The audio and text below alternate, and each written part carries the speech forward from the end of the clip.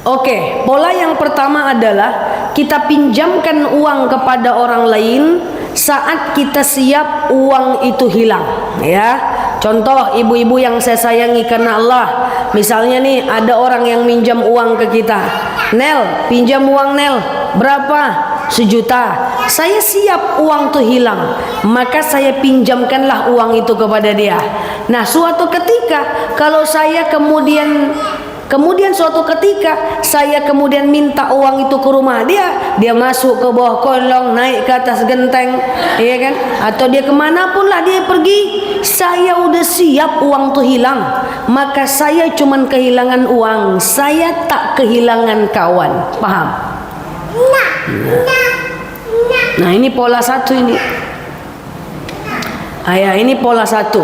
Oke? Pinjamkan uang saat kita siap uang tuh hilang, dikembalikan syukur, ndak dikembalikan ndak apa-apa juga, itulah. Nah, tapi tengok kondisi hati kita saat itu. Nel, pinjam uang 500.000. Ya, kalau kita siap, pinjamkan. Kalau dia kembalikan syukur, kalau ndak udah kita ikhlas. Supaya nanti kalau dia nyuruh ke bawah genteng, nyuruh kemana-mana, lari dia ke langit ke-7, kita ikhlas. Kita cuman kehilangan uang, kita ndak kehilangan kawan. Paham? Oke. Atau bisa jadi yang kedua, kalau mau pakai cara yang nomor 2, ya. Apa cara yang nomor 2? Cara yang nomor 2 adalah pinjamkan uang kepada orang saat kita tidak siap uang itu hilang. Nah, ini repot ini. Nel, iya, pinjam duit berapa? 1 juta. Oh, banyak juga rupanya ya. Tapi karena dia gegas-gegas terus, karena dia maksa-maksa terus, akhirnya saya apa? Saya pinjamkan juga misalnya. Ya udahlah, nih 1 juta, ganti ya, kata saya begitu ya. Ya tenang aja lah, aku gantinya, kata dia gitu ya. Saya tidak siap uang tuh hilang. Suatu ketika saya main ke rumah dia, dia serondok di toilet, masuk dia ke lubang WC, ya kan? Pokoknya gimana lah cara dia menghilang gitu kan? Saya cuma mau main, tapi dia tak kemana-mana. Akhirnya saya kesal, saya mau uang itu, karena saya nggak siap duit itu hilang. Maka saya marah. Yang ada kadang-kadang dia pula yang jelek-jelekin saya. Udah dia yang minjamnya pula memburu-buru anak awak. Kan makhluk Indonesia Raya kan? Ya kan, tengoklah segitu aja dimintanya, segitu aja dimintanya, kan ada yang kayak gitu kan?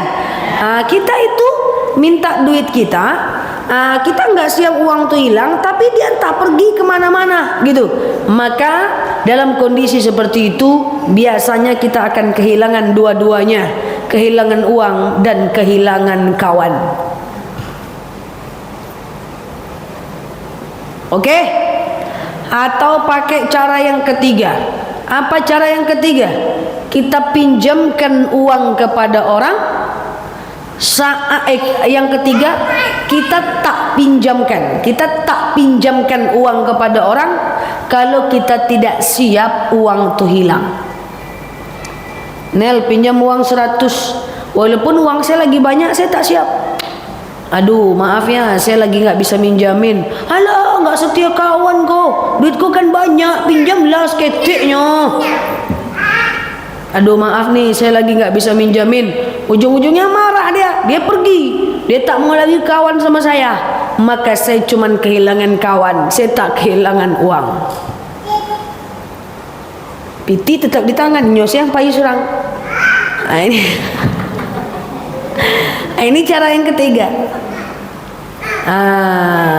Nah, yang ketiga ini, kalau ibu tak siap kehilangan uang, ibu lebih baik kasih sedikit daripada pinjamkan banyak. Enggak, sama sekali enggak apa-apa. Karena meminjamkan uang kepada orang itu tidak wajib, itu sunnah saja. Nah, tapi kalau ibu pilih nomor 3, ibu nggak mau uang ibu dipinjam, ibu tahu misalnya dia itu minjam untuk sesuatu yang tidak baik, maka cara menolaknya tidak boleh berdusta.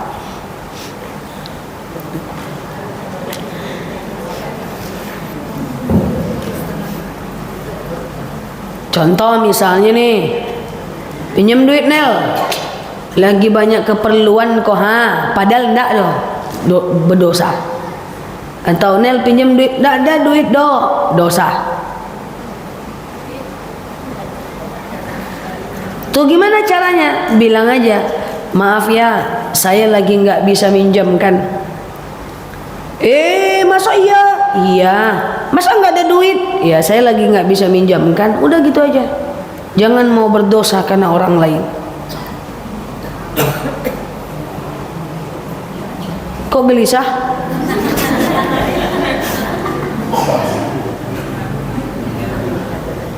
Kita tidak boleh minjamkan uang kepada 3 orang. Pertama, orang yang minjam untuk keperluan maksiat.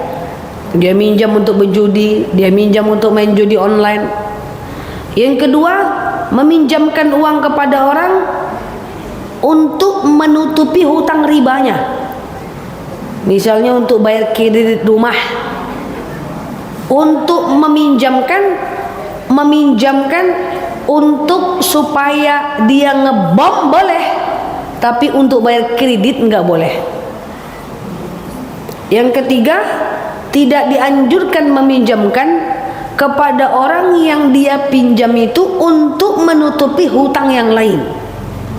Jadi dia udah kebiasaannya minjam-minjam, tidak dianjurkan. Kalau mau kasih sedikit daripada minjamkan banyak. Payah? Payah saya tadi ya. Karena gini Bu, meminjam itu hukumnya boleh, meminjamkan itu hukumnya sunnah.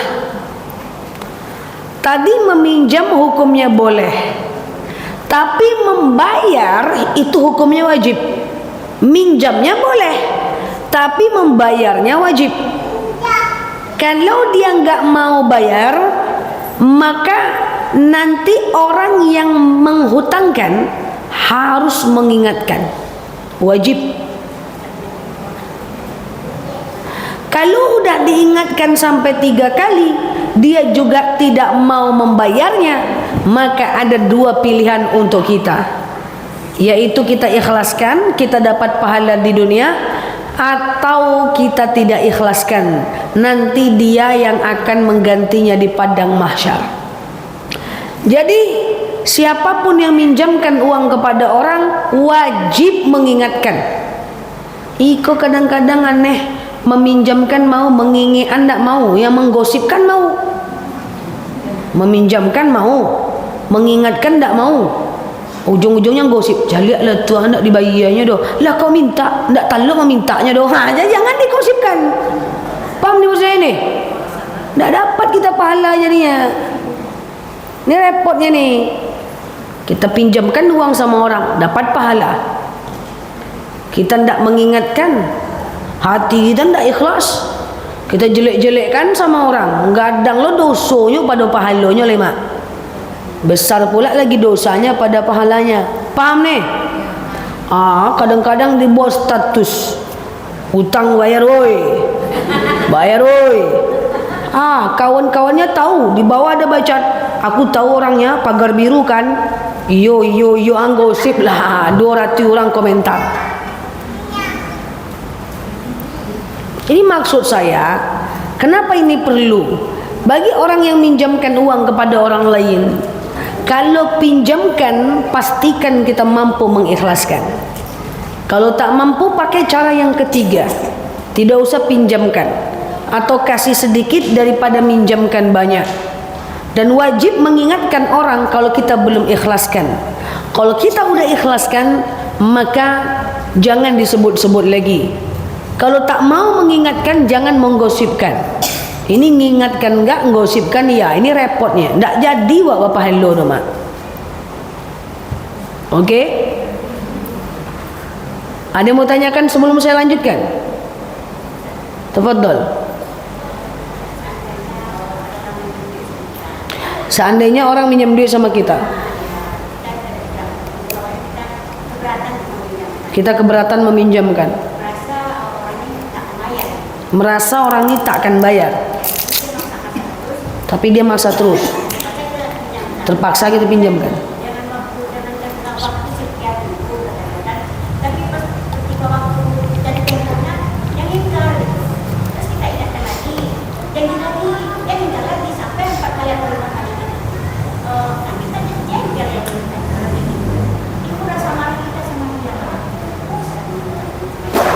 Oke.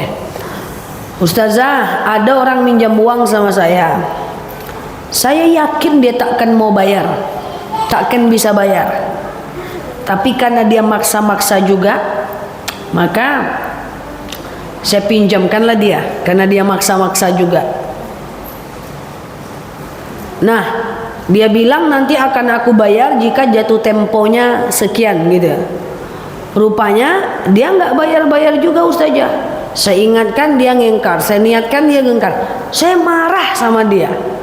Nah, saya jawab dulu nih. Kalau ibu marah sama dia, kalau cuman dalam hati tidak apa-apa. Karena keburukan yang masih dalam hati tidak jadi dosa. Makanya kalau mau gosip dalam hati aja. Iya. Tidak ada lawan. Jengkel dengan suami dalam hati tidak dosa. Marah dengan orang yang pernah berhutang dalam hati nggak apa-apa. Cuman harusnya tadi, ini karena baru dapat ilmunya hari ini kan. Kalau ada ibu yakin orang itu tidak bayar, tak usah dipinjamkan, atau ibu kasih sedikit aja yang ibu ikhlas. Nah, untung tak terceritakan sama orang. Yang saya khawatirkan jengkelnya gitu, itu terceritakan sama orang. Gosip dia jadinya, buka aib orang. Padahal tadi niat kita baik. Kan begitu maksudnya. Nah, harusnya tadi kalau kita yakin dia nggak bisa bayar, kita nggak usah pinjamkan atau kasih sedikit saja. Bu, kalau ada orang kadang-kadang dia gini Bu ya. Orang yang baik itu adalah orang yang bantulah saya, tapi saya tak yakin bisa bayar. Jangan-jangan kamu terbuka hatinya bantu saya. Kalau dia minta, jelas minta pula kita kan gitu kan. Ini dia berhutang pula. Sementara kita tahu dia nggak mampu membayar. Jadi jawabannya Bu, kalau jengkel dalam hati tidak apa-apa. Tapi jangan ibu curhatkan ke orang. Terus cara ibu gimana? Ibu lakukan sekarang, pilih aja dua hal. Pertama, kalau ibu ikhlaskan dapat pahala. Tapi tak diikhlaskan nggak apa-apa kok Bu. Tidak wajib kita mengikhlaskan orang yang berhutang sama kita. Kalau kita diwajibkan mengikhlaskan orang yang berhutang sama kita, nanti jadinya apa? Jadinya nanti semua orang yang berhutang tuh enak kali dia, ya kan? Jadi kalau ada, saya adalah tim yang tidak memaksakan ibu untuk mengikhlaskan. Jadi kalau ibu ikhlaskan dapat pahala, kalau ibu tidak ikhlaskan nanti dia akan mencari ibu dan tetap akan membayarnya. Dengan apa dia membayarnya? Dia membayarnya dengan amal. Amalnya nanti yang akan ibu ambil. Hutang itu tidak bisa Bu bawa sampai meninggal Bu. Jangankan berhutang ke kawan, suami hutang ke istri aja wajib bayar Bu. Nah, mintalah nanti hutang suami itu. Contoh, suami ngasih ibu nafkah. Dek, ini untuk kamu Dek, 5 juta pura-pura. Ini memang untuk ibu nih, hak ibu nih. Tahu-tahu ibu tabung-tabung lah duit tu, ibu tabung payah lah ibu emat-emat makan ikan asin jo sambal lado taruh. Ibu emat-emat lah ya kan. Tahu tempe terung toge terong, itu masa depan. Ibu emat-emat untuk diri ibu. Biar nanti kalau ibu beli baju tak minta lagi sama suami. Ibu mau beli tas tak minta lagi sama suami, ya kan? Akhirnya ibu emat-emat. Tahu-tahu suami ibu ada kerja. Dia butuh modal, atau misalnya dia mau naik jabatan, butuh duit misalnya. Ada uang administrasi pura-puranya. Lalu dia bilang sama ibu, Dek, pinjam dulu duit berapa ado? Ado 5 juta bang. Alampe tahun mengumpuannya bang, gitu kan? Dia pinjam 5 juta ini, maka dia wajib menggantinya. Walaupun itu tadinya uang dia. Karena akad suami kepada istri, akad sedekah. Akad selanjutnya adalah hutang piutang. Walaupun istrinya kaya, tetap hutang piutang. Ibu punya anak, punya cucu, mereka dapat THR. Ibu calik kantongnya tabah. Pinjamlah dulu, salang dulu. Ibu pinjam, nak, pinjam duit dulu nak. Tu apa mah? Beli maco arai. Ibu pinjam. Ibu harus ganti itu. Anak dengan suami istri itu harus ganti. Makanya uang suami adalah, ya enak aja ibu, uang suami uang istri. Uang suami adalah, uang suami ada hak istri di dalamnya. Tapi bukan berarti tidak ada hak suami. Jangan semua duit suami aja kita karua. Nah bisa tuh loh. Dah. Uang istri, hak istri, tidak ada hak suami di dalamnya. Memang itu aturan Islam. Maka Rasulullah seumur hidupnya tidak pernah makan uang Khadijah, tidak pernah minta uang dengan Khadijah, melainkan dua saja sebab. Ya, yang pertama adalah Khadijah yang memberinya tanpa diminta oleh Rasulullah. Yang kedua, Rasulullah meminjam kepada Khadijah dan dia ganti. Harus ganti kalau uang istri. Oke? Kecuali istrinya bilang, "Bang, uangku adalah uangku. Uangku adalah uangmu juga, Bang. Kita sehidup semati belahan jiwa. Yang penting kita bahagia bersama. Pokoknya uangku adalah uangmu." Kecuali istrinya ngomong gitu. Tapi istri kayak gini cuma ada dalam mimpi aja. Kenyataan susah, ya kan? Sedangkan uang yang udah dikasih suami aja payah lepas. Iya kan? Nah itu dia. Jadi hutang piutang itu walaupun dengan suami, walaupun dengan istri, tetap harus keluarkan, bayar. Oke? Nah ini untuk yang berpiutang. Yang piutang ada mau tanya lagi? Cukup ya? Kita lanjut. Sekarang bagaimana kalau kita berhutang? Adabnya gimana? Yang pertama, kalau bisa kita tidak berhutang. Tujuh saja. Kenapa? Karena gini, usahakan keinginan kita di bawah pendapatan kita. Itu usahakan. Yang lebih parah ini adalah orang yang berhutang tapi pakai kredit. Dia tidak butuh mobil, dibelinya juga, lalu dia kredit. Nggak boleh. Oke? Yang kedua, bayarlah. Yang kedua, berutanglah yang kira-kira kita mampu bayar. Sama dengan nazar. Nazarlah yang kira-kira kita mampu bayar. Kalau kira-kira kita tidak mampu bayar, turunkan angka hutangnya itu. Jangan orang udah nolong kita, terus kita ndak punya hati, ndak pula mau kita ganti. Udahlah kita susah nyebelin orang pula. Kayak mana lah artinya hidup kita lagi? Oke? Yang ketiga, hindarkan. Yang ketiga, kalau nggak sanggup ganti dalam waktu jatuh tempo, ini saya buka rahasianya. Lebih baik sehari sebelumnya ibu ngomong dengan orang yang ibu hutang gitu.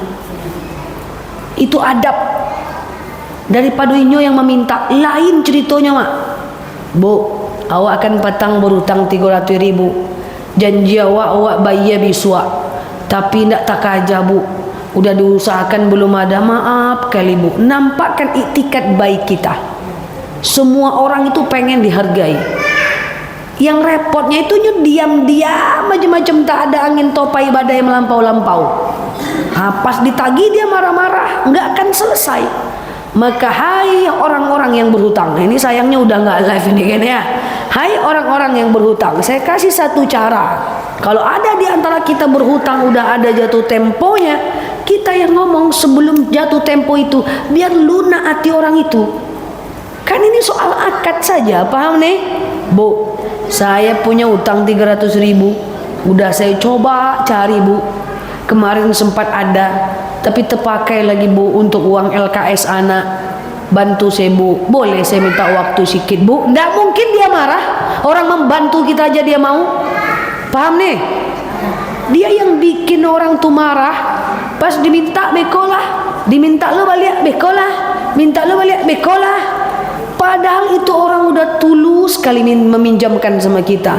Bukan dia orang tua kita, bukan dia suami kita, bukan dia orang lain. tapi dia mau bantu kita, itu kan luar biasa. Terus kita tak hargai dia, ini akhlak.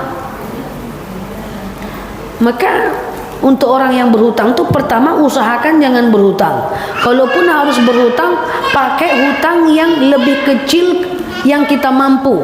Kemudian yang ketiga, kalau belum sanggup bayar, ngomong dulu. Gitu caranya. Meminjamkan aja dia mau, apalagi menerima kita datang baik-baik. Ini semua manusia itu perlu dihargai. Nah, kalau kasusnya udah macam ibu tadi, kan ibu kesal kan? Nah, coba kalau kasusnya diubah, dia yang datang duluan minta maaf. Paham maksudnya ini? Ada yang punya utang tuh pakai gaya itu Wiswa, ganti gaya. Oke. Nah dah. Kemudian selanjutnya, tak sanggup juga bayar, tidak ada salahnya mohon keikhlasannya. Dia nggak ikhlas, nggak apa-apa. Oke Bu, saya akan tetap usahakan. Mungkin minta bantuan anak, minta bantuan siapa untuk membantu kita membayar hutang. Nah, yang repot itu kalau kita terjebak hutang riba. Kenapa riba itu tidak boleh? Kan saya setuju berhutang. Misalnya beli mobil kredit, rumah kredit, apa namanya kredit, apa namanya itu, motor kredit. Kenapa riba itu tidak boleh? Karena konsep pinjam meminjam dalam agama Islam itu adalah meringankan beban. Kalau yang terjadi adalah, kalau riba itu kan ada bunganya, telat kita bayar kena denda, tidak bayar kita, barang kita ditarik, yang udah kita bayar tidak dikembalikan. Itu kan tidak konsep tolong menolong lagi, itu udah membunuh itu. Tidak usah bicara agama. Emang kita mau beli motor harga 20 juta jadinya 40 juta karena kredit? Harusnya nggak mau Bu. Beli mobil 100 juta jadinya 300 juta karena kredit? Harusnya nggak mau itu. Cuman keinginannya terlalu tinggi. Maka belilah apa-apa itu dengan cash. Kalau enggak, turunkan dulu keinginan. Orang dulu 9 anaknya ndak bermotornya aman senyum. Saya bingung juga. Ndak bisa saya kalau nggak ada mobil lu saja. Anak saya udah 2. Mak saya dulu 9 adik-beradik. Hidup mak saya sampai sekarang. Jadi alasan itu kita cari untuk berbuat maksiat, untuk berbuat riba. Maka hindari. Gimana kalau udah terlanjur riba, udah terlanjur kredit, udah terlanjur lanjur. Saran saya pertama, kalau ada aset yang bisa kita jual untuk melunaskan hutang riba. Ini tegas. Yang kedua, tingkatkan pemasukan, kurangi keinginan tabung supaya bisa ngebob hutang riba. Atau minimal cara yang paling lemah, tetap lanjutkan, tapi kemudian tetap lanjutkan, tapi usahakan jangan telat untuk membayarnya. Oke? Paham? Karena kalau makin telat makin banyak dendanya. Paham dah? Oke, inilah regulasi dalam hutang piutang. Ada yang mau tanyakan? Kalau tidak, kita cukupkan. Kalau kita umpamanya beli motor, terus kita berhutang di bank umpamanya, terus itu kan ada bunganya, itu termasuk Riba Bu. Kredit motor ada bunganya riba. Sekarang saya tanya, kalau telat ibu kena denda nggak? ya. Denda lah. Ibu nggak bayar 6 bulan, ditarik nggak motornya? Tarik. Uang yang ibu udah kembalikan, uang yang ibu udah bayar dikembalikan nggak? Nggak, itu riba Bu. Termasuk perumahan ya. Termasuk perumahan, termasuk kredit kendaraan bermotor. Silakan Bu. Riba itu. Jual aja aset gas. Ambil emas tuh yang di Pegadaian semua tuh jual lah, bayar motor tuh. Dah. Misalnya kita arisan itu kan arisannya 1 juta, kita menerima 950 untuk orang yang berubah. Enggak, itu namanya upah. Kita arisan 1 juta, menerima 950, 50 untuk upah orang yang minjam, orang yang nyimpan. atau bisa jadi untuk snack kan, macam-macam kan, itu nggak riba, itu ujroh, upah. Oke? Dan udah disepakati bersama sebelum arisan itu terjadi.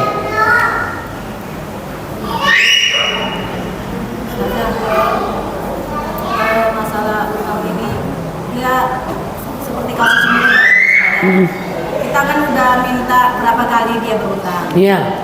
Karena kesalnya kita bilang udah aku ikhlaskan utangku, tapi aku tak rela, kau bayar aja nanti di akhirat. Nggak ikhlas namo tuh doma. Karena kita gedek, kita marah, kita bilang dia nggak bayar utangnya. Udah ku ikhlaskan aja utangku, kau bayar nanti di akhirat. Itu namanya nggak ikhlas, bestui. Jadi kalau mau ikhlas, udah, ya udah aku ikhlaskan. Nanti pahalanya meringankan hutang. Atau kalau ibu mau dia bayar di akhirat, ibu bilang, ingat ya, hutang kamu kepadaku tidak aku ikhlaskan. Kau bayar selama kau hidup atau kau bayar saat kau meninggal. Itu boleh. Nah, itu bukan ikhlas namanya. Jadi kata-katanya saya tidak ikhlaskan. Tapi jangan marah sama dia, tetap silaturahmi. Karena ini bab beda ini. Oke, aku nggak bisa ikhlaskan hutang itu. Kau bayar selama kau hidup ya. Kapanpun kau bisa hidup, aku hidup, kau bayarlah. Tapi andaikan salah kalau kita udah meninggal dunia, tetap kau bayar di hari akhirat. Selebihnya kita silaturahmi, tetap berkawan. Dah. Oke.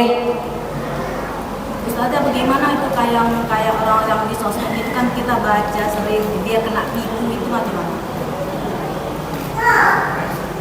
Kalau kena tipu itu bukan bab hutang piutang, itu bab berdusta. Orang itu dusta.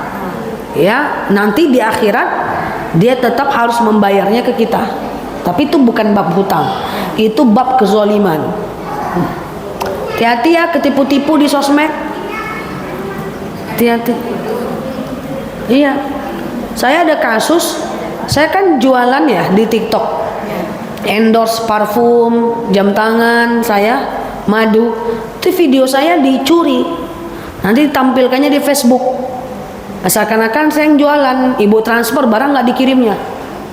Sementara saya cuma jualan satu-satunya di TikTok. Itu videonya bisa dicuri-curi orang. Jadi hati-hati di sosial media. Hanya mau kalau bayar di rumah. Jangan mau transfer kalau untuk di orang yang nggak jelas. Tapi kalau jelas saya live langsung, nah itu kan jelas, nah, bisa transfer gitu. Hati-hati. Gimana kalau kita utang dana kur? Kalau kur selagi tahu keanggotaannya nggak ada masalah. Kita tahu keanggotaannya.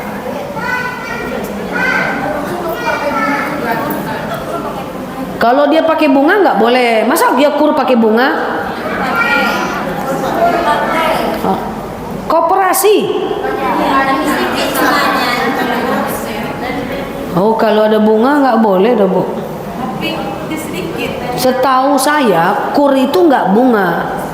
Jadi kur itu koperasi. Ini kita anggota koperasi. Kita anggota koperasi. Tahu kita anggotanya. Kita minjam kan itu bab pinjam. Kemudian ada orang yang meminjam. Kita meminjam, ada orang yang kita pinjam. Inilah orang-orangnya nih ya, yang kita minjam uang sama dia kan. Ada selisihnya. Itu untuk kepentingan bersama. Lebihnya itu untuk kepentingan anggota. Itu upah, itu bukan bunga sih. Tapi kalau dia bunga, tentu nggak boleh ya. Dicek lagi kurnya versi apa. Kalau ada bunga nggak bisa doh. Telat denda nggak? Mana bisa? Berarti kur-kuran namanya itu. Kalau kur koperasi yang dibuat, koperasi itu syirkah. Ada namanya dalam agama Islam, syirkah. Tapi koperasi itu kita tahu, koperasi kecil-kecil, simpan pinjam, satu RT, satu kelurahan. Tapi kalau ada denda pula, kalau kita telat bayar, itu berarti bersembunyi di balik kalimat kur. Sama, syariah selagi di atasnya Bank Indonesia, tetap nggak bisa, Bu. Terakhir silakan. kita minjamkan uang sama orang, dia tidak bayar. dia tidak bayar. Seperti saya kan, kita kalau mengikhlaskan itu harus ada misalnya saksinya bahwa kita sudah mengikhlaskan karena beliau gitu. Kita berarti ini sudah dalam ikhlasnya di saya ikhlaskan Bu yang saya, tapi apabila melihat kamu tidak duit, saya tidak bisa membayar lagi. Itu salah. Boleh. Saya ikhlaskan, kita bilang sama dia, Bu, saya ikhlaskan ya ibu untuk tidak membayarnya, tapi nanti ibu jangan minjam lagi uang ke saya karena saya udah tidak mau lagi meminjamkannya. Itu boleh banget, bagus itu, nggak apa-apa. Karena mengikhlaskan atau tidak itu terserah kita, ya. Itu malah lebih jelas. Ya, silakan.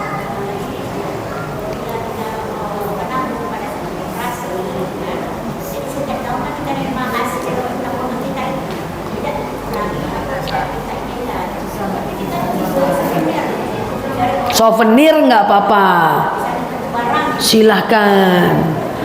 Reward, hadiah, souvenir, penghargaan nggak apa-apa. Enggak lah. Reward, souvenir, penghargaan boleh, itu nggak apa-apa, nggak riba. Enggak lah. Tidak, mana riba? Bu, kalau ibu nyimpan uang di saya 100 juta, nanti saya kembalikan lagi 100 juta, tapi ibu saya kasih reward tas misalnya, boleh, nggak apa-apa. Yang reward juga atas nama apa? Istilah lain ada bunga. enggak, reward tuh hadiah, nggak apa-apa. Yang penting tidak ada dia potong duit kita, ya kan? Dan dia kembalikan ke kita kapanpun kita ngambil, kan? Iya kan? Boleh, itu nggak apa-apa.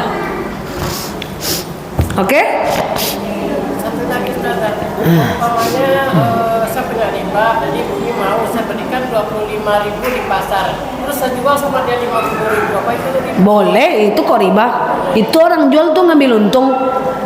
Ibu, cantik jilbab ibu, boleh nggak saya beli ke ibu? Boleh. Pergi pasar loket. Ah, ini bu, saya jual sama ibu 50.000 ya.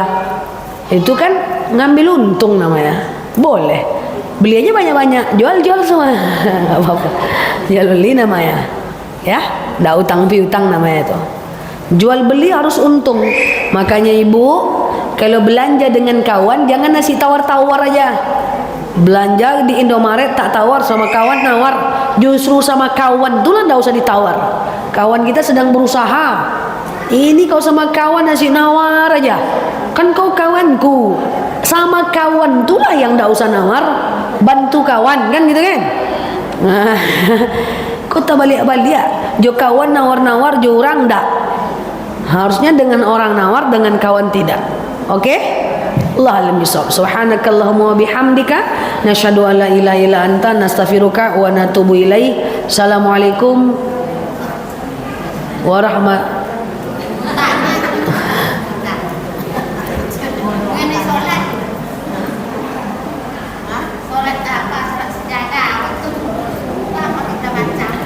Sajada wajhiya lilladzi khalaqahu wa saqqa sam'ahu wa basarahu bihaulin wa quwwati. Diam aja lah bu untuk sementara sampai ibu hafal. Kan sholat berjemaah kan? Nggak apa-apa. Nanti pelan-pelan ibu hafal ya. Sajada wajhiya lilladzi khalaqahu wa saqqa sam'ahu wa basarahu bihaulin wa quwwati. Oke, diam aja dulu nggak apa-apa sementara. Sah kok, karena kan sholatnya berjamaah.